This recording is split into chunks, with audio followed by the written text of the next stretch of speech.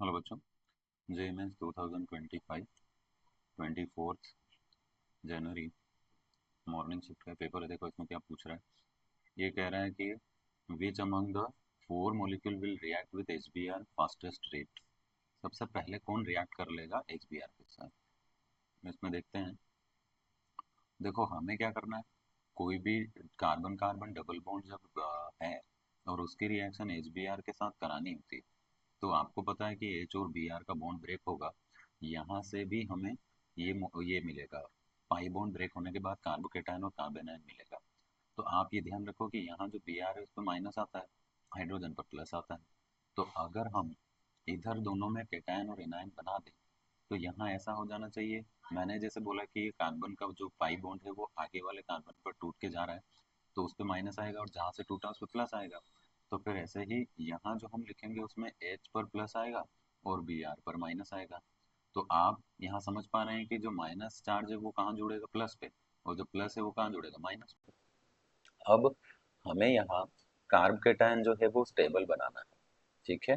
तो अगर मेरे पास कार्ब केटायन बनता है और वो स्टेबल है, तो समझो कि वहाँ बॉन्डिंग, वहाँ जो बॉन्ड ब्रेक हो रहा है वो वहीं पे रिएक्शन फास्ट हो, राइट।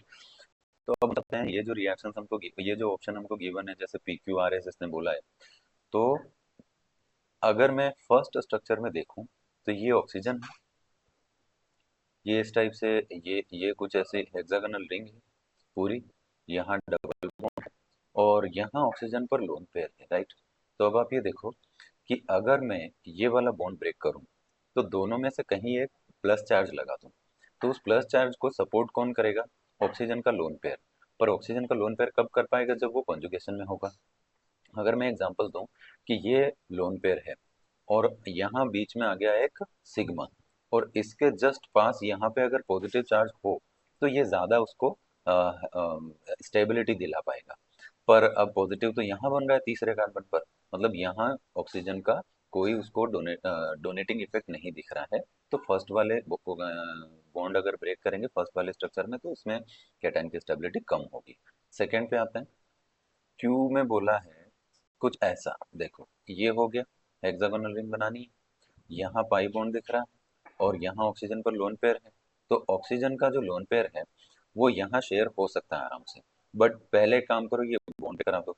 अगर ये पाई ब्रेक होगा ना, दोनों बॉन्ड नहीं टूटेंगे, ठीक है, दोनों नहीं टूटेंगे। यहाँ पे जैसे मैं अगर दिखा रहा हूँ तो इसको आप ये ध्यान रखना कि दोनों बॉन्ड नहीं ब्रेक करना, सिर्फ पाई करना।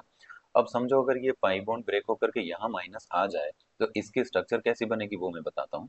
जैसे यहाँ ऑक्सीजन है, फिर इसका पाई बॉन्ड ब्रेक हुआ तो यहाँ माइनस चार्ज आया और यहाँ पॉजिटिव चार्ज आया और यहाँ ऑक्सीजन पर क्या है बोलो, लोन पेयर। तो अब आप समझ गए कि लोन पेयर, फिर यहाँ बीच में एक सिग्मा बॉन्ड और फिर एक प्लस चार्ज।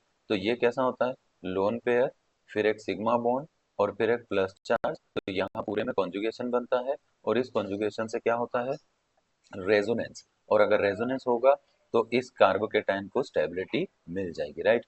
अब रेजोनेंस स्ट्रक्चर मुझे यही एक जगह दिख रही है और वही सबसे ज्यादा स्टेबल होगा। क्योंकि आप समझते हैं, अगर मैं कहूँ कि रेजोनेंस इफेक्ट या फिर इसका एक और नाम होता है मेसोमेरिक इफेक्ट, तो मेसोमेरिक इफेक्ट सबसे ज्यादा इफेक्टिव होता है, फिर उससे कम हाइपर कॉन्जुगेशन होता है और उससे कम इंडक्टिव इफेक्ट होता है।